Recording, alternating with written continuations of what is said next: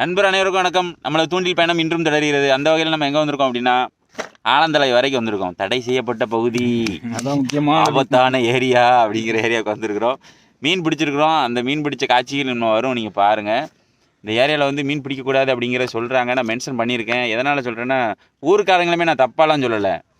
அதாவது ஹேங்லரில் யாரோ ஒரு சில பேர் தப்பானதுக்கு நிறைய நண்பர்கள் தூண்டி போட விடலை அப்படிங்கிறத நமக்கு வருத்தமான விஷயம். அதை தான் நான் ஷேர் பண்ணுறேன். யாரையும் நான் காயப்படுத்தணும் அப்படிங்கிறக்காக என்னோட நோக்கம் கிடையாது. வீடியோவில் நம்ம நேர்லேயே நம்ம சரி பிடிக்கூடாதுன்னா போய்கிட்டே இருப்போம். இன்றைக்கி ரொம்ப நாள் ஆகிட்டு அப்படின்னு தான் உள்ளே போனோம். இதுக்கு முந்தின ஒரு வீடியோ போட்டிருப்பேன். இது 2வது வீடியோவில் எங்கள் அண்ணன் இன்றைக்கி மீன் பிடிச்சாருங்க. அது தாங்க சாதாரண 2 ராடு பிரேக் ஆகிட்டு 2 ராடு உடச்சி 3வது ராடு வாங்கி மீன் பிடிச்சிட்டாரு. அதுதான் சாதனை. என்னென்னா அவ்வளோ ஒரு இன்ட்ரெஸ்ட்டு. எவ்வளோ செலவானாலும் பரவாயில்லடா, அதை நம்ம அச்சீவ் பண்ணணும், அதோட ஃபீல் அனுபவிக்கணும் அப்படிங்கிறத உறுதியாக வச்சுருந்தாரு. இன்னும் வரைக்கும் அலைஞ்சு இன்றைக்கி மீனை கேட்ச் பண்ணிட்டார். அதுதாங்க வெற்றி.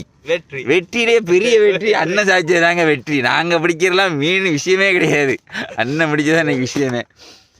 சரி, இந்த ஊர் பக்கத்தில் ஏதாவது நண்பர்கள் பார்த்தீங்கன்னா கொஞ்சம் உதவி பண்ண முடிஞ்சதுன்னா கொஞ்சம் சப்போர்ட் பண்ணுங்கள். ஒரு 4 நண்பர்கள் மீன் பிடிக்கிறதுனால கடல் வளம் ஒன்றும் குறைஞ்ச போகிறதில்ல.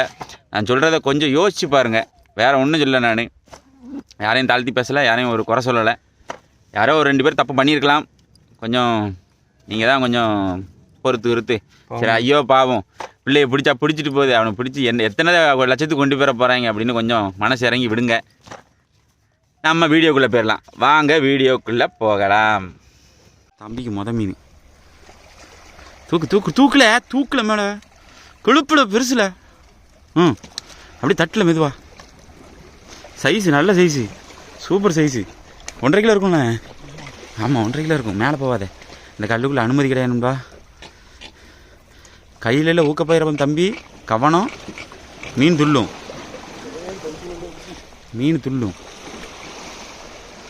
சகோசியில் தான் அடிச்சிருக்கிறான்.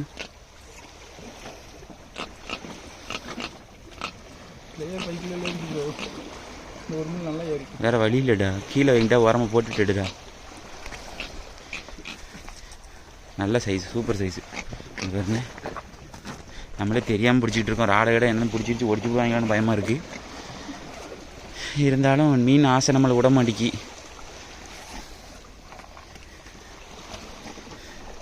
ஏதாவது ஊருக்கார நண்பர்கள் பார்த்தீங்கன்னா கொஞ்சம் கருணை காட்டுங்க. 4 மக்க மனுஷன் மீன் பிடிச்சா பிடிச்சிட்டு போகிறாங்க. எடுத்துட்டான் மீன் மட்டும் காட்டுறா செல்லக்குட்டி. நல்லா பிடிச்சிக்கூடா. சரியான சைஸ். சாமாடா. உள்ள படு. எதுக்குள்ளேயா இறக்கல விட்டுறாத மீனை.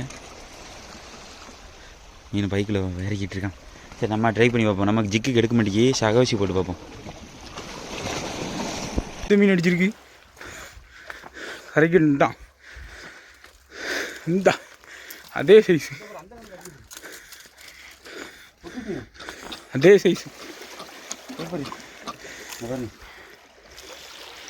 நல்லாவே மீன் இறங்கியிருக்கு. ஊருக்காரங்க பிடிக்க விட மாட்டேங்கிறாங்கிறது எனக்கு ரொம்ப வருத்தமான விஷயம். ஒரு நிமிஷம் இருங்க, பிடிக்க விடாது தான். நாக்கு கீழே போனால் நரகல் நண்பா. ஒன்றும் இதை வச்சு வரையும் ஆக போகிறது ஒன்றும் பெரிய விஷயம்லாம் கிடையாது. ஆனால் மீனை பிடிக்கும்போது கவனம் பிடிக்கணும். சகோசில் அடிச்சிருக்க மாட்டீங்களா? அதான் அடி எப்படி வந்துருக்காங்க.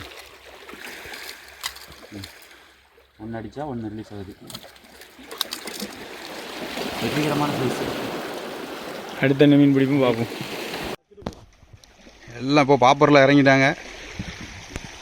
டீம் ஃபுல்லாக இருந்தால் இலக்காதான் இருக்குது. இன்னும் பக்கத்து ஊரில் இருந்தெல்லாம் ஆள் வந்துட்டுருக்காங்க.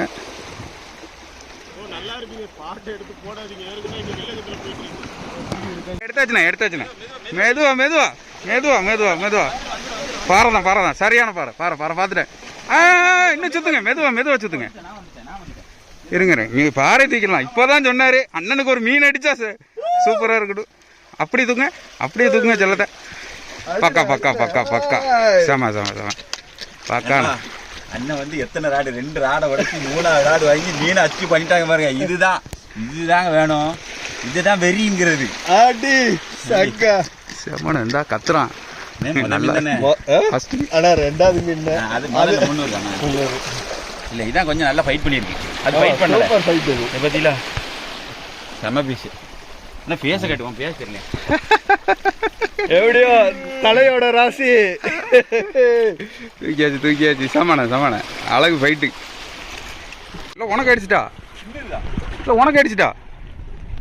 இந்த வாங்க செல்லக்குட்டி, வாங்க பெத்தாரு, வாங்க பெத்தாரு, இங்கே வாங்க. சின்ன சைஸ்னாலும் 450 இருக்கும். இல்லை பொறுமையா செம அழகு பெத்தாரு வந்துட்டாரு. நல்ல ஒரு ஊக்கப்பு. ரீப்ஜிக்கு தான் நான் சொல்லும்போது ரீப்ஜிக்கு தான் சொல்லுவேன். ஏன்னா அதுதான் யூஸ் பண்ணுறேன். இந்த ஏரியாவில் வந்து நீங்கள் ட்ரை பண்ணாதீங்க. ஏன்னா கொஞ்சம் பிரச்சனையில் போய்கிட்டு இருக்கு. நானே ஒரு நட்பாசையில் வந்துட்டேன் சொல்ல போனால். இது என்னதான் இருந்தாலும் கவர்மெண்ட் போட்ட கல் தான். ஆனால் ஊருக்காக போட்ட கல் தானே. நம்ம ரொம்ப இன்னும் பண்ண முடியல. பேச முடியல நண்பா. வைத்தறிச்சலாக இருக்குது. நல்ல மீன் அடிக்கிற இடத்துல வர முடியலையே அப்படின்னு. எவ்வளோ போட்டு அடுத்து ட்ரை பண்ணி பார்ப்போம்.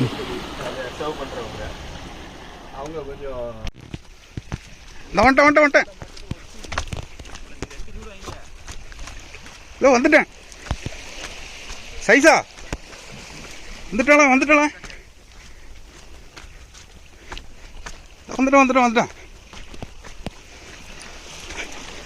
எங்க அம்புலி மாமா வந்துட்டாரு. இல்லை எங்கேருந்து ஓடி வரான் தெரியுமா? ஆமா அம்புலி மாமா நல்ல சைஸில் சத்த மூச்சு காட்டான். தூக்கி போடு தலைவனே. உங்கள் பேக்கில் போடுறீங்களா? போடுறோம். என் பேக்கில் வைக்க இடம் இல்லை. சூப்பர். கத்தாத செல்லம் அவ்வளோதான். ஐஸ் முடிஞ்சிட்டு இது கொஞ்சம் கிரிட்டிக்கலாக எடுக்க கவனம். பார்த்து இல்லை எங்கேருந்து ஓடி வந்தா தெரியுமா? ஃபைட்டை காட்டினானா என்னன்னு தெரியலையே. அம்பளி எந்திட்டா. என்ன போகல. சரில தூக்கல. இல்லை தலைய அவனை அப்படி வெளியேடு. குரடு வச்சிருக்கணும் இதுக்கெல்லாம். சரி, எப்படி என்ன செய்யக்கூடாதுங்கிறத நீங்கள் இதில் பார்த்துக்கோங்க. அவ்வளோதான். கண்ணில் ஏந்திராதுல. அவ்வளோதான். தூக்கிடு. சரி, இல்லை கொஞ்சம் நேரம் என்ன இந்த பாரு.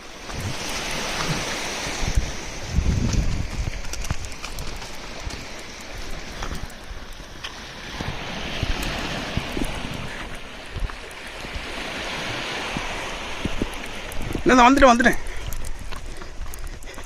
ஏன்னா ஓட விட்றீங்களண்ணா. தூக்கி போடுங்கண்ணே. அப்பா 25 செகண்ட் சார். என்ன தலைவரை போவோம்ட்டு இடந்து இந்த கல்லை நம்பி நிறைய நண்பர்கள் தூண்டி போட்டுக்கிட்டு இருந்தாங்க. இப்போ எந்த நண்பர்களுமே உள்ளே விட மாட்டேங்காங்க. அதுதான் கொஞ்சம் ஆபத்தான விஷயம். ஏன்னா தொழில் பார்க்குற உள்ளே போகிறவங்க மட்டுமே பொழப்பு கிடையாது. இந்த நானுமே இந்த மீன் பிடிக்கிறேன்ல, இதில் எனத்தையா ஒரு 300 400 கிடச்சிடாதா, நம்ம பெட்ரோல் செலவுக்கு ஆகாதா அப்படின்னு நினச்சி தான் நான் வருவேன். இப்போ அந்த இடத்துக்கு வரக்கூடாது அப்படிங்கும்போது, மீன் அடிக்கிற இடத்துக்கு வரக்கூடாதுங்கும்போது எனக்கு அந்த வாழ்வாதாரமே கட்டாயிரும். அவங்க மட்டுமே பேசிகிட்டு இருக்காங்க. எல்லாரும் யோசிக்கணும். சரிங்களா? இந்த ஒரு மீனுக்காக அவ்வளோ தூரம் அலையிறோம். நம்ம ஊர்லேருந்து இங்கே வந்தோம்னு இங்கே எப்படி 200 ரூபா பெட்ரோல் இல்லாமல் வர முடியாது. என்னத்தையே ஒரு 4 கிலோ 5 கிலோ பிடிச்சா தான் நமக்கு விலை, இல்லைன்னா அதுவும் கிடையாது. இதே போல் நிறைய நண்பர்கள் இங்கே இருக்காங்க சார்ந்து. அதாவது பிடிச்சா என்னத்தையா குடும்ப செலவு கொடுக்க, பெட்ரோல் போட, இந்த மாதிரி இருக்காங்க. ஓப்பனாக வெளியே வந்து சொல்ல மாட்டேங்காங்க. அதுதான் விஷயம். பார்ப்போம் என்னதான் நடக்குன்னு. ஏதாவது ஒரு விடிகால நண்பர்கள் பார்த்து ஏதாவது செஞ்சு விட்டிங்கன்னா கொஞ்சம் நல்லாயிருக்கும். பலவலன்னு பேச விரும்பல. ஏதாவது நீங்களாக ஒரு ஸ்டெப் பிடிப்பீங்க நான் நம்புகிறேன். அடுத்த மீன் எதாவது அடிக்கான்னு பார்ப்போம். கிளம்புறேன். ஊருக்காரங்க அந்த கல் நிற்காங்க. அந்த கல்லை காட்டணும். யாருக்குனே சத்தம் போட்டாங்க. அந்த கல்லில் நிற்காங்க. கிளம்புடா அப்படின்னு தகவல் கொடுத்துட்டாங்க அப்போவே. ஆமாம்.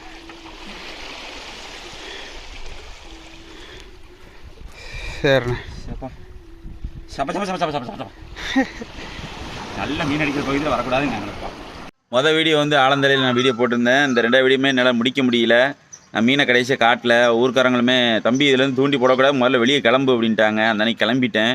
மீனை கூட காட்டாத தருவாயில் கிளம்பிருச்சேன். இப்போ வீட்டிலேருந்து உங்களுக்கு வந்து இதுக்கு விளக்கம் கொடுக்குறேன். என்ன காரணம் அப்படின்னா, அது காரணம் தெளிவான காரணம் எனக்கு தெரியல.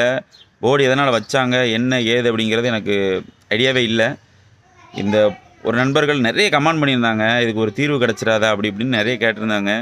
எனக்குமே தீர்வு கிடைக்குன்னு ஒரு ஆசை தான். எல்லாரும் வந்து கூடணும் அப்படின்னு நினைக்காதீங்க. அந்த ஊரில் எவ்வளோ மீன்கள் பிடிச்சிருப்பீங்க, பெரிய பெரிய மீனாக பிடிக்கும்போது மட்டும் அந்த கல்லுக்கு போகிறீங்கள, அவங்க எல்லோரும் ஒன்று போல் சேருங்க. எல்லாம் ஒன்று சேர்ந்து அந்த கல்லுக்கு தீர்வு கிடைக்கா அப்படிங்கிறத கொஞ்சம் ட்ரை பண்ணி பாருங்கள், சரிங்களா? ஏன்னா நாங்கள் வந்து ரொம்ப தூரத்தில் இருக்கிற ஆள், என்றைக்கா ஒரு நாள் வர்ற ஆள், அதை சார்ந்த நிறைய பேர் இருப்பீங்க.